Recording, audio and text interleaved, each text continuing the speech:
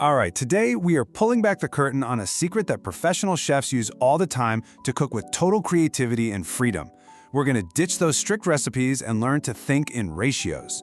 Trust me, it all starts with one simple, super powerful idea. You know the feeling, right? You find a recipe you're excited about, but it serves 2 people, and you've got 6 coming over. Or you're halfway through cooking and, oh no, you realize you're out of one specific, crucial ingredient? It's so frustrating. It feels like the recipe is the boss of you, not the other way around. Well, that's all about to change. So what's the solution? It's the cooking ratio. Now, I want you to think of this less like a rigid set of instructions and more like a blueprint or a formula for a dish. It's all about the relationship between ingredients, measured in parts, and it gives you this amazing starting point for endless variations. So here's our game plan. We're going to start with the foundational formulas. These are the real building blocks. Then, we'll dive into mastering bakes and batters, unlock the secrets to amazing sauces, and finally, we'll show you how to make your kitchen, well, your rules. Okay, first up, the foundational formulas. Let's start with some of the simplest, most versatile ratios out there, the ones that are behind so many dishes you already know and probably love. I mean, just look at how simple this is. A perfect vinaigrette every single time? It's just 3 parts oil to 1 part vinegar. A rich, flavorful stock? 3 parts water to 2 parts bones. And fluffy rice? You guessed it, 2 parts liquid to 1 part rice. These are the absolute workhorses of any kitchen. And here's the magic key to all of this. A part can be literally anything. It can be a little teaspoon, a giant mixing bowl, or even just your favorite coffee mug. This is what sets you free. Need just a tiny bit of dressing for a side salad? Use a tablespoon as your part. Making a huge pot of stock? Use a big pitcher as your part. The ratio always stays the same.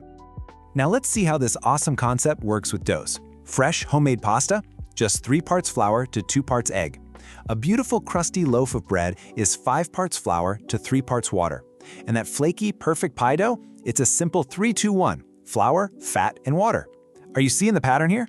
They all start with flour, but it's the ratio of the other ingredients that completely changes what you end up with.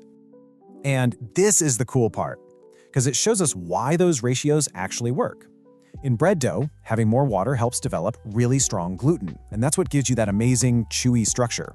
But for pie dough, the fat coats the flour and gets in the way of that gluten forming, which is exactly what makes it so tender and flaky. See? When you understand the ratio, you understand the science behind the food. All right, let's wade into the world of bakes and batters. I know a lot of people think baking has to be super precise, and it is, but you're about to see how ratios actually make it less scary, not more. What if I told you that one of the most classic, delicious cakes in the world could be mastered with just one number? And that number is 1. And there it is, the pound cake. 1 part flour, 1 part fat, 1 part sugar, 1 part egg. That's it. It was literally named because bakers used a pound of each. And look how powerful this equal parts idea is. A classic sponge cake? Just 1-1-1. Egg, sugar, flour. That rich, fancy sabayon sauce? Again, 1-1-1. Egg yolk, sugar, wine. It's incredible, right? This same simple logic applies to thinner batters too, and once you see this pattern, you really can't unsee it. So check this out. The ratio for a great crepe or pancake batter is 2 parts liquid, 2 parts egg, and 1 part flour. Simple. Now what if you want to make muffins or quick bread instead? You just add 1 more part. Fat. That's it. That one simple addition transforms a thin, delicate batter into one that's rich, tender, and so much heartier. Okay, next up, let's conquer sauces. This is an area where knowing just a few ratios can really make you feel like a 5-star chef in your own kitchen. These are what they call the mother sauces, basically the foundations of classic cuisine, and their ratios are just beautifully simple. Mayonnaise? It's just 1 part egg yolk to 1 part oil. Hollandaise sauce for your Eggs Benedict? A 2-1-1 ratio of butter, yolk, and acid. And bechamel, the base for mac and cheese and so many creamy dishes, is a 1-1-1-10 ratio of butter, flour, and milk. And making it is just as easy as the ratio sounds. You melt your butter, whisk in the flour to make a little paste, that's called a roux, you cook it for a minute or 2, and then you slowly stream in the milk while you whisk. That's it. You've just made a classic French sauce from a simple formula. And the same beautiful logic applies to elegant desserts. A silky crème anglaise is 4 parts cream to 1 part yolk and 1 part sugar. A firm chocolate ganache that you can roll into truffles, that's 2 parts chocolate to 1 part cream. And that perfectly set, crackly on top creme brulee, just 2 parts cream to 1 part egg.